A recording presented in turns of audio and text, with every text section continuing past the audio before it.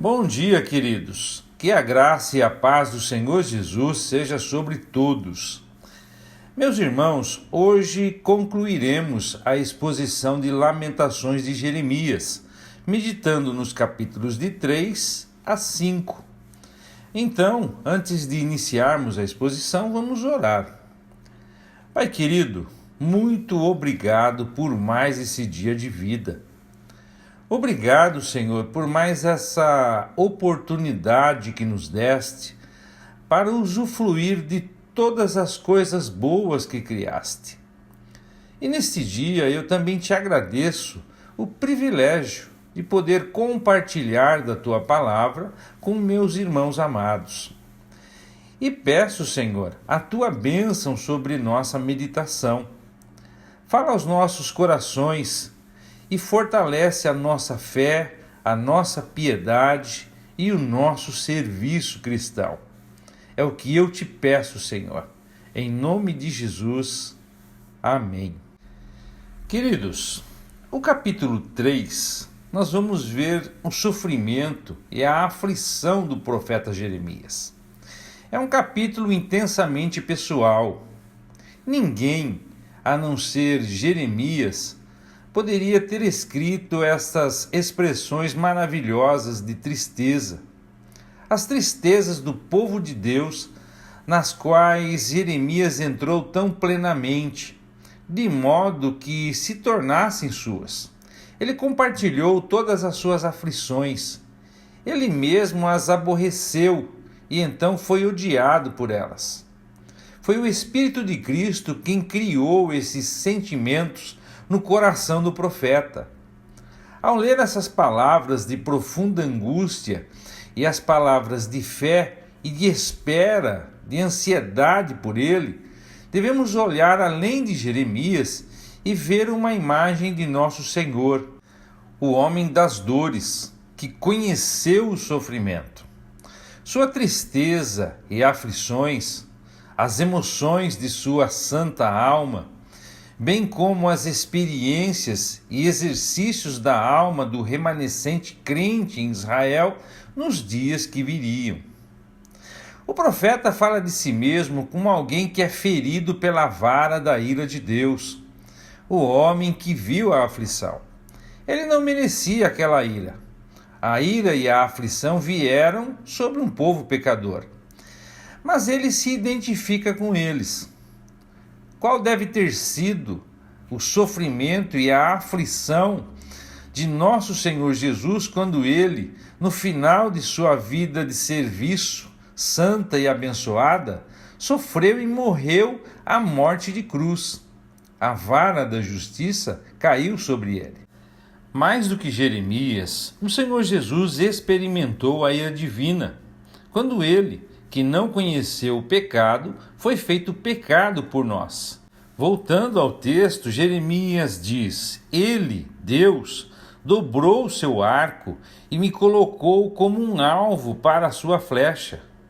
Ele fez com que as flechas de sua aljava entrassem em minhas rédeas. Fui um escárnio para todo o meu povo e sua canção o dia todo. Ele fala do absinto e do fel, da face ferida e cheia de censura. Por meio de tal sofrimento, Jeremias passou, bem como os piedosos de todas as idades. A aflição de Jeremias vagamente antecipa as aflições daquele que seria o aflito, o Senhor Jesus. Mas enquanto Jeremias sofreu com Jerusalém e por Jerusalém, ele não foi destituído de conforto. Ele conhecia o Senhor que o sustentou em sua aflição. E como ele fala lindamente das misericórdias do Senhor, de suas misericórdias que nunca falham, da grandeza de sua fidelidade no verso 22 aqui do capítulo 3. Esse ainda é o conforto de todos aqueles que conhecem o Senhor. É a canção da noite. O Senhor é a minha porção, diz a minha alma. Portanto, esperarei nele. Bom é o Senhor para os que esperam por ele, para a alma que o busca. Todos os seus santos falam assim quando sentem a mão disciplinadora do Senhor. Ele tem plena confiança nesse grande Deus e sabe que ele não aflige de bom grado e que o Senhor não o rejeitará para sempre. E novamente, embora isso cause tristeza, ainda assim o Senhor terá compaixão de acordo com a multidão de suas misericórdias. A partir do verso 40, nós temos a descrição de um verdadeiro retorno. Existe um autoexame. O profeta diz: vamos examinar e experimentar os nossos caminhos e voltar-nos novamente para o Senhor. E isso é imediatamente seguido pela oração. Elevemos nossos corações com as mãos a Deus nos céus. E em seguida temos a confissão. Nós transgredimos e nos rebelamos, e tu não nos perdoaste. Isso descreve profeticamente o arrependimento de um remanescente judeu, quando esta era presente terminar e o Senhor estiver para se manifestar em glória visível. O lamento de Jeremias sobre a condição de Jerusalém e o estado da nação é mais uma vez registrado no verso 45.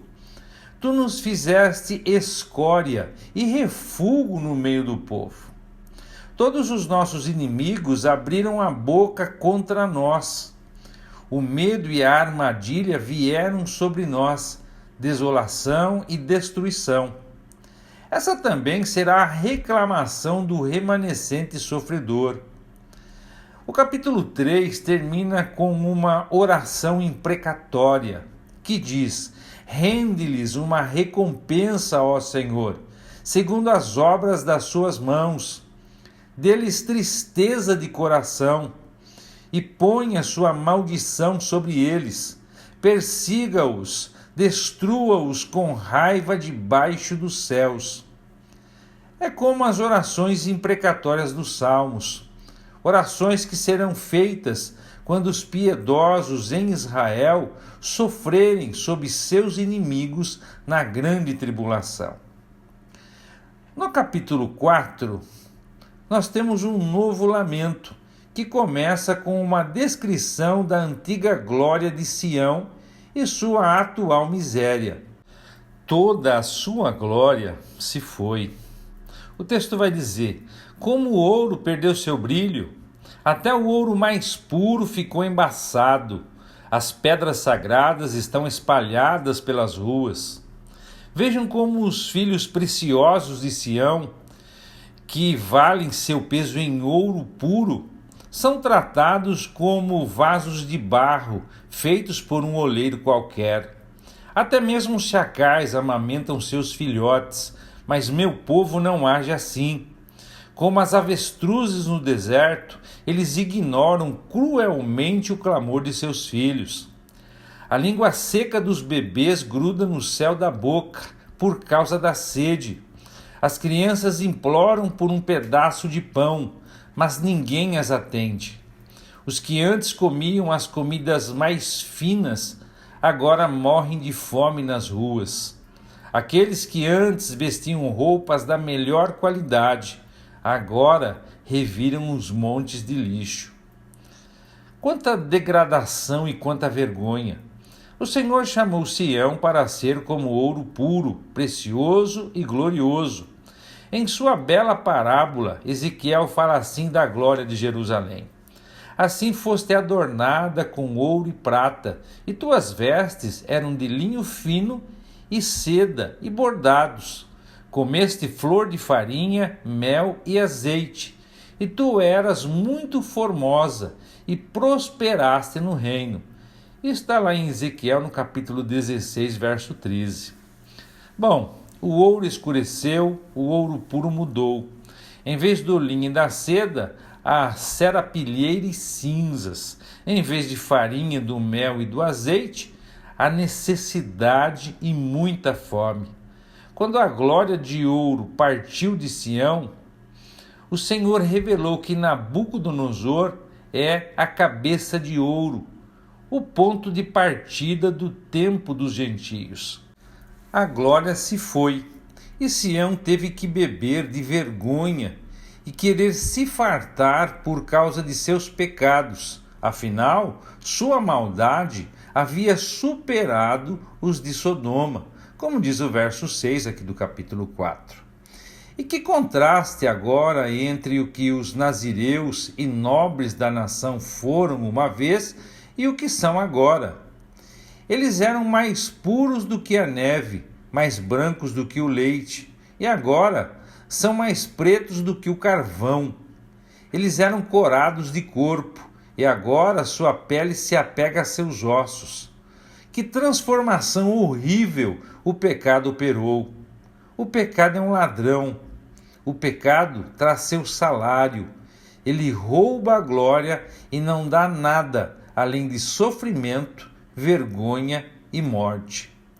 Tudo o que Deus havia falado há muito tempo, as próprias maldições que geração após geração leram no livro da lei, em Deuteronômio, no capítulo 28, verso 56, e também em Levítico, capítulo 26, verso 29, havia chegado até eles.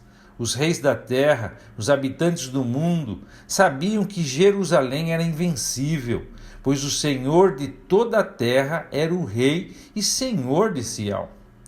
O que nenhum poder terreno poderia ter feito para entrar em Jerusalém e saquear a cidade, o Senhor havia feito, por causa dos pecados de seus profetas, das iniquidades de seus sacerdotes, que derramaram o sangue dos justos no meio dela.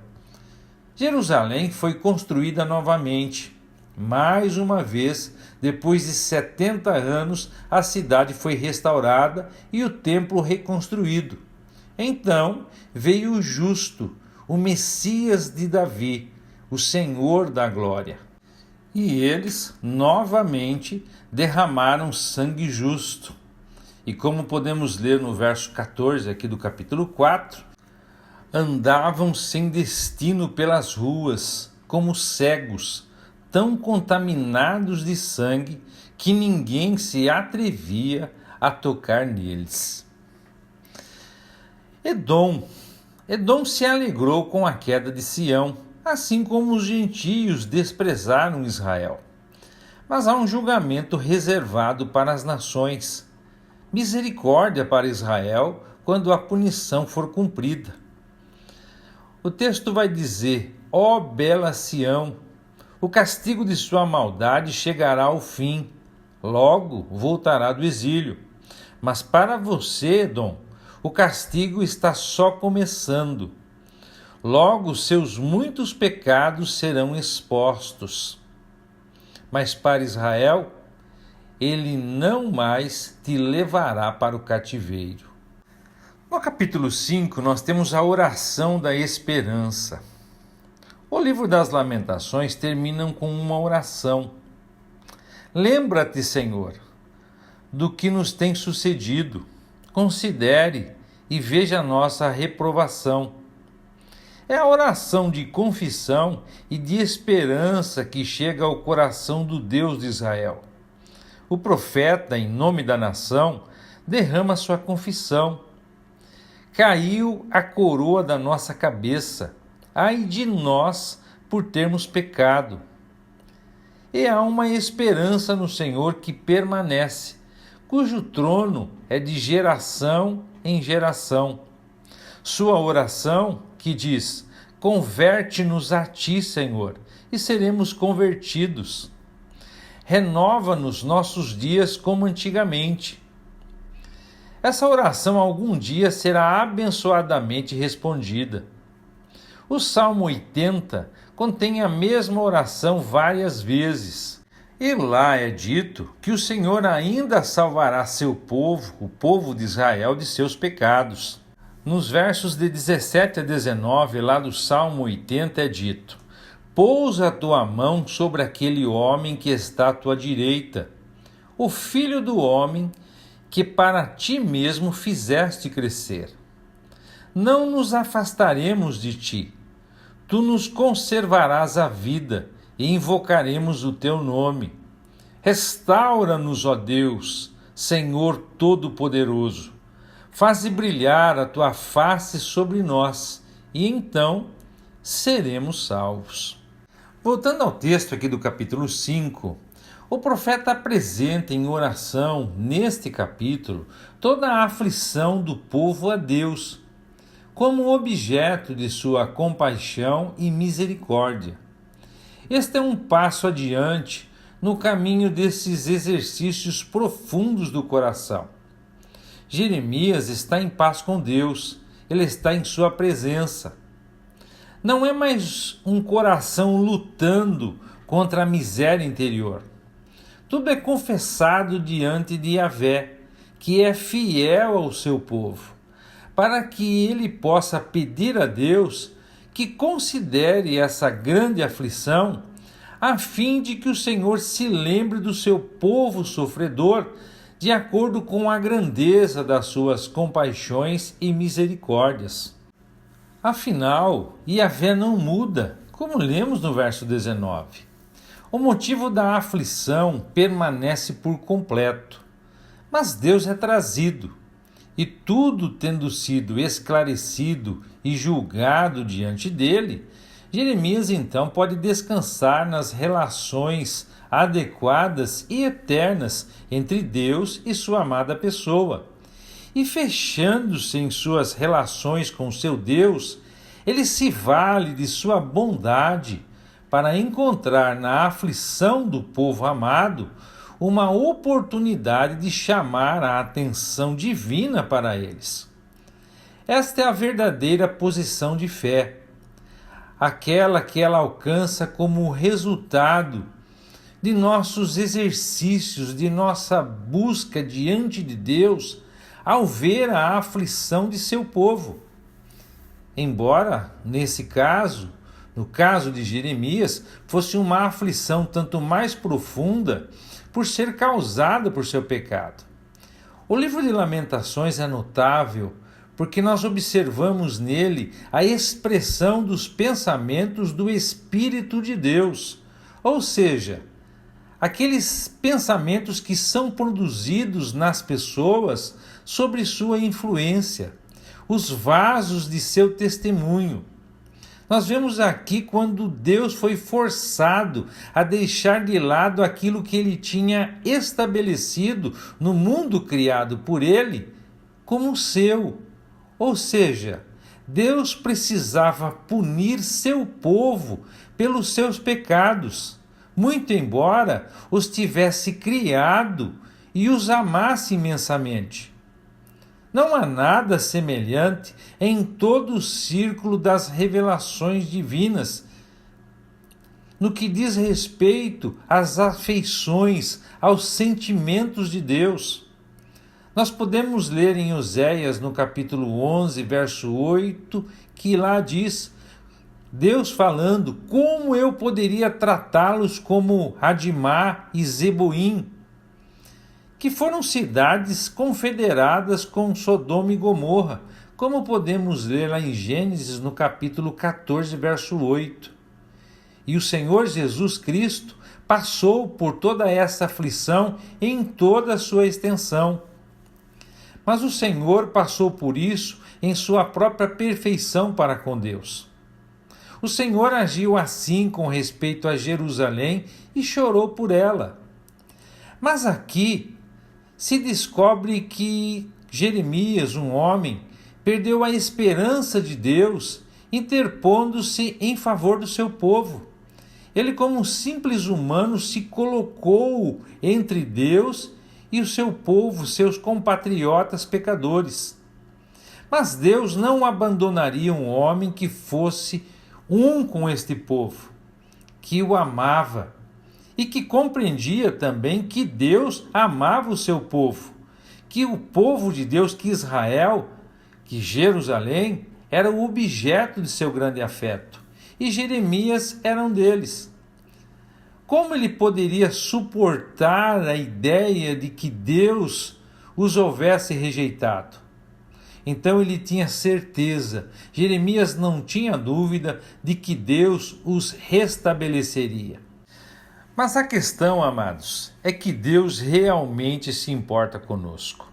Ele ouve nossos suspiros, embora muito da imperfeição e do que pertence ao nosso coração se misturem a eles. É isso que vemos aqui no livro das Lamentações, nos Salmos e em outros lugares.